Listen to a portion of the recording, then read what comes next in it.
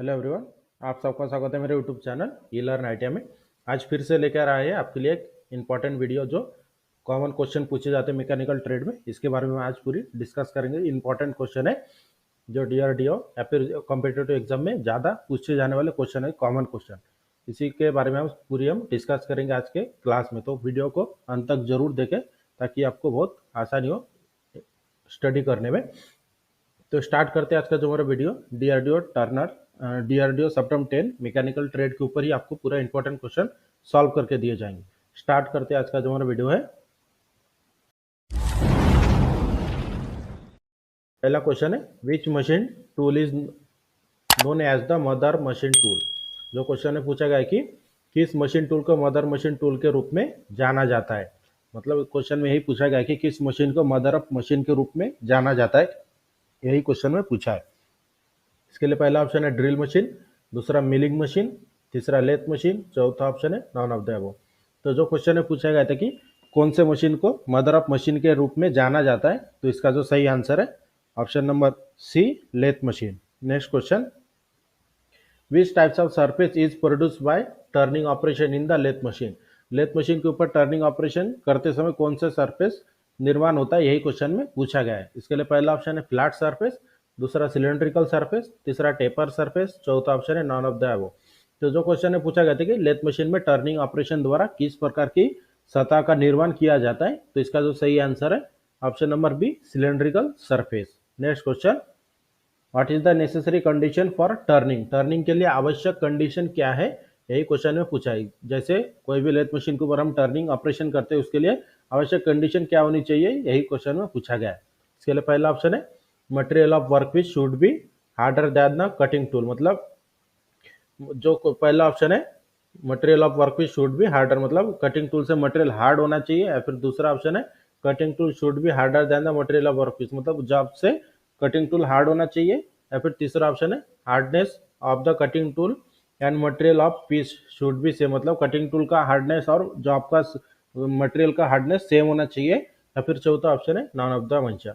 तो जो क्वेश्चन में पूछा गया था कि टर्निंग के लिए आवश्यक कंडीशन क्या होती है, मतलब मशीन के ऊपर जब हम टर्निंग करते हैं तो टर्निंग ऑपरेशन करते समय क्या कंडीशन होनी चाहिए, यही क्वेश्चन में पूछा गया था। तो इसका जो सही आंसर है option number B, cutting tool should be harder than the material of workpiece.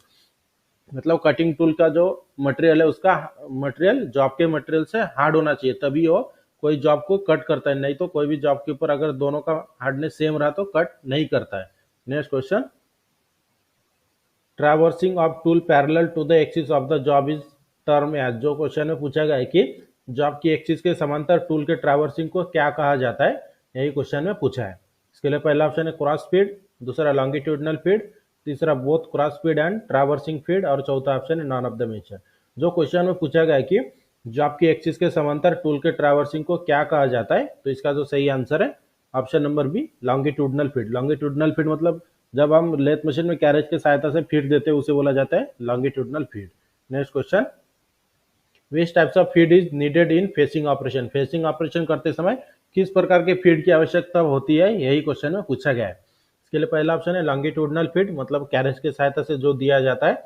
या फिर दूसरा ऑप्शन है क्रॉस फीड, जो क्रॉस स्लाइड की सहायता से दिया जाता है। फिर तीसरा ऑप्शन है क्रॉस एंड लॉन्गिट्यूडनल फीड, और चौथा ऑप्शन है नॉन ऑफ द मेंशन। तो जो क्वेश्चन है पूछा गया है कि फेसिंग ऑपरेशन करते समय किस प्रकार के फीड की आवश्यकता होती है, तो इसका जो सही आंसर है option number B, cross feed. और इसी तरह की रेगुलर क्लास के लिए मेरे चैनल को सब्सक्राइब करके बेल आइकन को दबाएं ताकि मेरी वीडियो की नोटिफिकेशन आपको टाइम पर मिलते रहे। और हमारे वीडियो को ज़्यादा से ज़्यादा लाइक और शेयर जरूर करें। हम आपको डीआरडीओ की एग्जाम होने तक आपको रेगुलर क्लास, डेली क्लास करवाते रहेंगे। Next question, which types of surface is produce in facing operation. Facing operation में किस प्रकार की सरफेस का निर्माण किया जाता है, यही क्वेश्चन में पूछा है कि मटेरियल जब हम कट करते हैं फेसिंग करते समय तो उस समय कौन से प्रकार का सरफेस निर्माण होता है, यही क्वेश्चन में पूछा गया था। इसके लिए पहला ऑप्शन है सिलेंड्रिकल सरफेस, दूसरा टेपर सरफेस, तीसरा फ्लैट सरफेस, और चौथा ऑप्शन है नॉन ऑफ द मेंशन।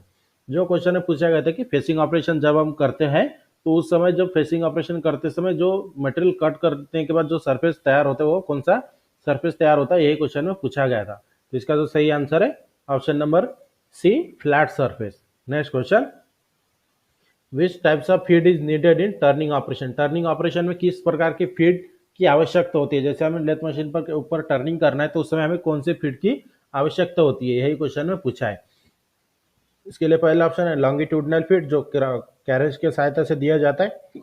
दूसरा ऑप्शन है क्रॉस फीड जो क्रॉस स्लाइड के सहायता से दिया जाता है। तीसरा ऑप्शन है cross feed and longitudinal feed और चौथा ऑप्शन है नॉन ऑफ द मेंशन। तो जो क्वेश्चन था हमारे कि टर्निंग ऑपरेशन करते समय किस प्रकार की फीड की आवश्यकता होती है, तो जो इसका सही आंसर है ऑप्शन नंबर है लॉन्गिट्यूडनल फीड। लॉन्गिट्यूडनल फीड जो कैरेज की सहायता से दिया जाता है, तो जब हम टर्निंग करते हैं लेथ मशीन के ऊपर तो लॉन्गिट्यूडनल फीड की आवश्यकता होती है जो कैरेज के सहायता से दिया जाता है। Next question, which types of surface can be produce by lathe. Lathe द्वारा किस प्रकार की सरफेस का निर्माण किया जा सकता है, यही क्वेश्चन में पूछा है। इसके लिए पहला ऑप्शन है फ्लैट सरफेस, दूसरा सिलेंड्रिकल सरफेस, तीसरा कर्विलाइनर सरफेस और चौथा ऑप्शन है ऑल ऑफ द मेंशन। जो क्वेश्चन में पूछा गया कि लेथ मशीन द्वारा किस प्रकार की सतह का निर्माण किया जा सकता है, तो इसका सही आंसर है option number D all of the mention. मतलब लेथ मशीन द्वारा हम फ्लैट सरफेस भी निर्माण कर सकते हैं, जैसे जब हम फेसिंग करते हैं तो फ्लैट सरफेस होता है। दूसरा सिलेंड्रिकल टर्निंग करते समय, तीसरा ऑप्शन है कर्विलाइनर मतलब एंगुलर जो टेपर टर्निंग करते समय तैयार होता है।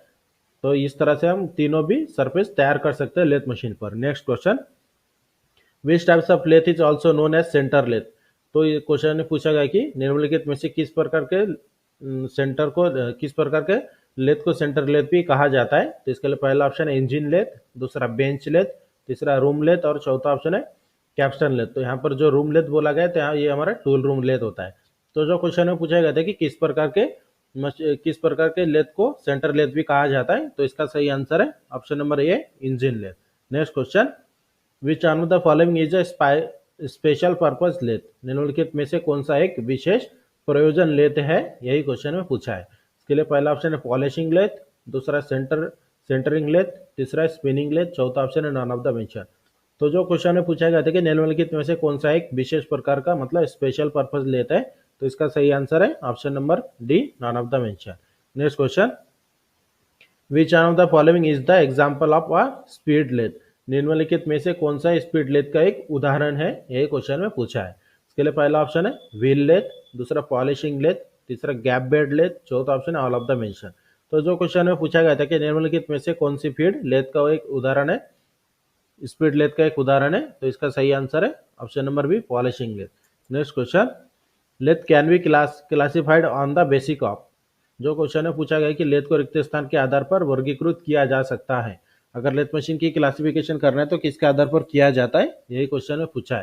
इसके लिए पहला ऑप्शन है डिजाइन एंड कंस्ट्रक्शन, दूसरा फंडामेंटल प्रिंसिपल, तीसरा ऑप्शन है फंक्शन परफॉर्मेंस, चौथा ऑप्शन है all of the mention.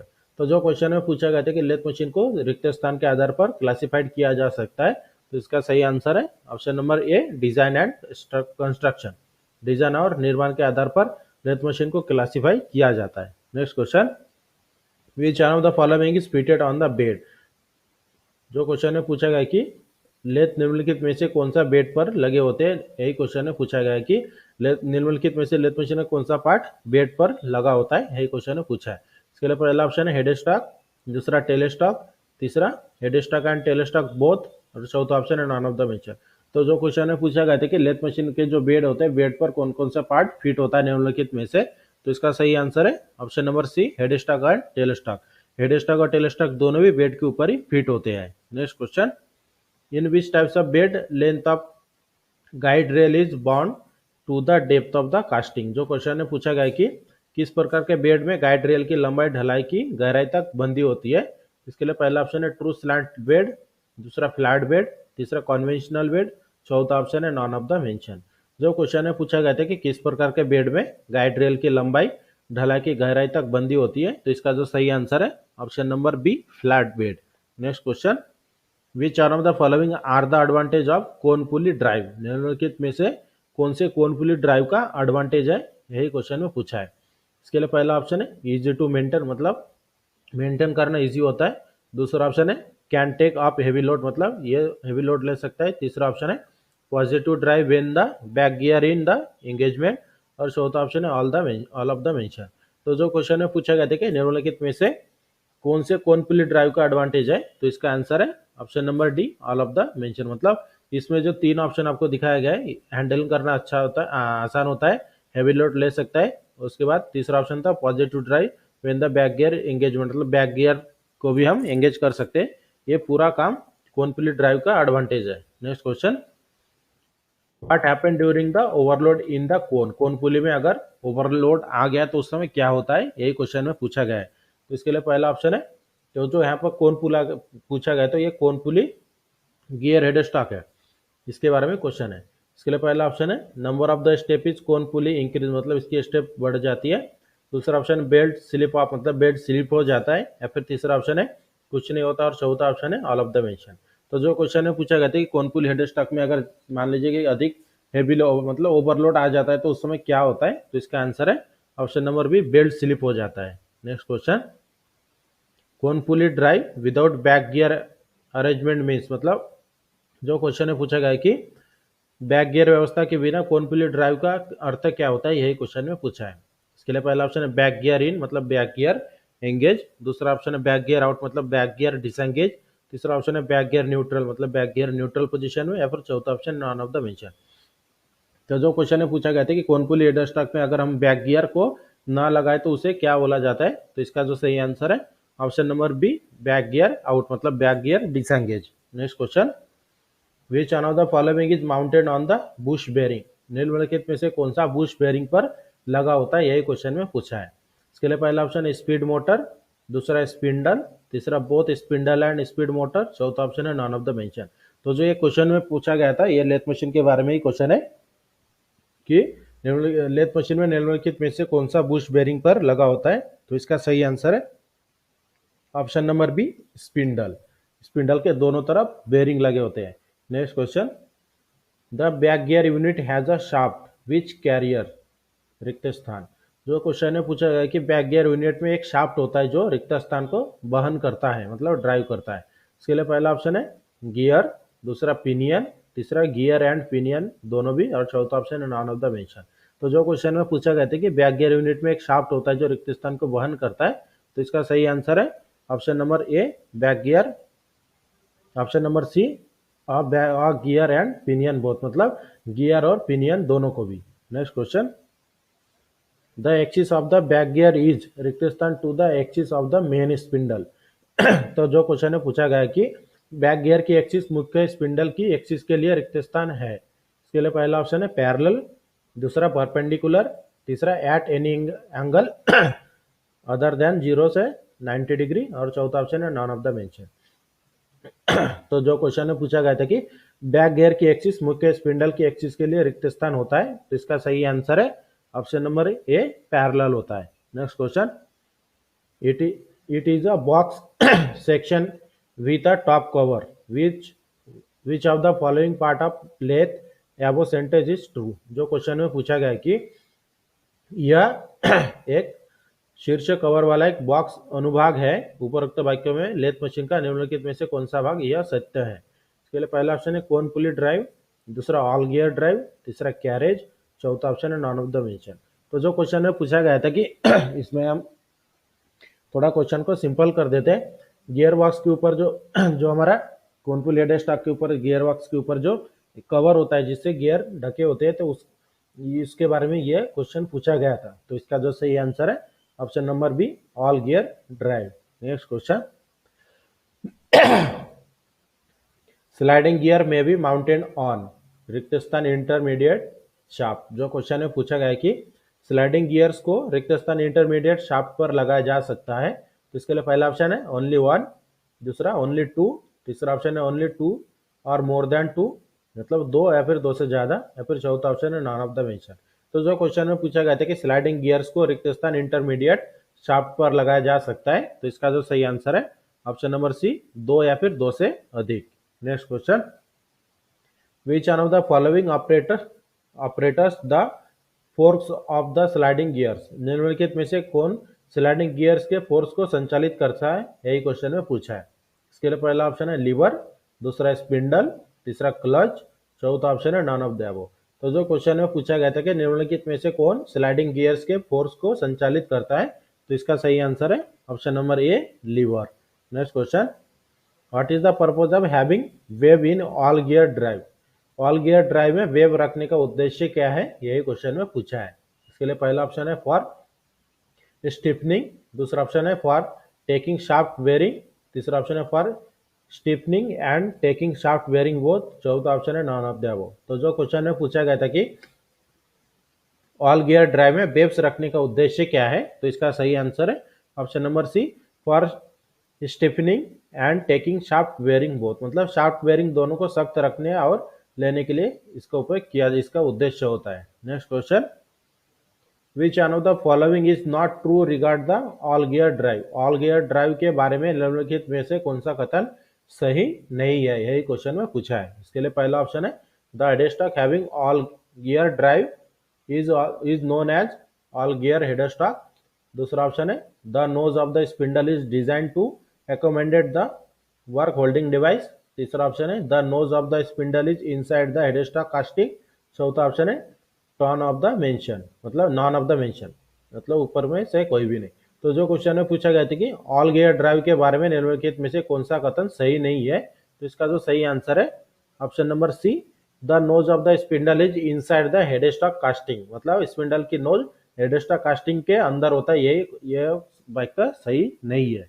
Next question, which one of the following is not true regarding tailstock, tailstock के बारे में निम्नलिखित में से कौन सा कथन सही नहीं है, यही क्वेश्चन में पूछा है। तो इसके लिए पहला ऑप्शन है tailstock is also known as loose headstock, दूसरा ऑप्शन है it is a fix unit of the bed ways, तीसरा ऑप्शन है it provide support to the other end of the work when it wing machine, चौथा option है none of the above. जो question में पूछा गया था कि टेलेस्टॉक के बारे में निम्नलिखित में से कौन सा कथन सही नहीं है, तो इसका सही आंसर है option number B, it is a fix unit of the bed ways, मतलब यह बेड के एक फिक्स, मतलब एक स्थायी इकाई है, यही क्वेश्चन में यह जो आपको वाक्य दिखाया गया है सेकंड नंबर का, ये टेलेस्टॉक के बारे में सही नहीं है। Next question, for performing which kind of operation is it hold a tool, जो क्वेश्चन में पूछा गया कि किस प्रकार के ऑपरेशन करने के लिए टेलेस्टॉक एक उपकरण रखता है, तो इसके लिए पहला ऑप्शन है ड्रिलिंग, दूसरा रिमिंग, तीसरा टैपिंग, चौथा ऑप्शन है ऑल ऑफ द मेंशन।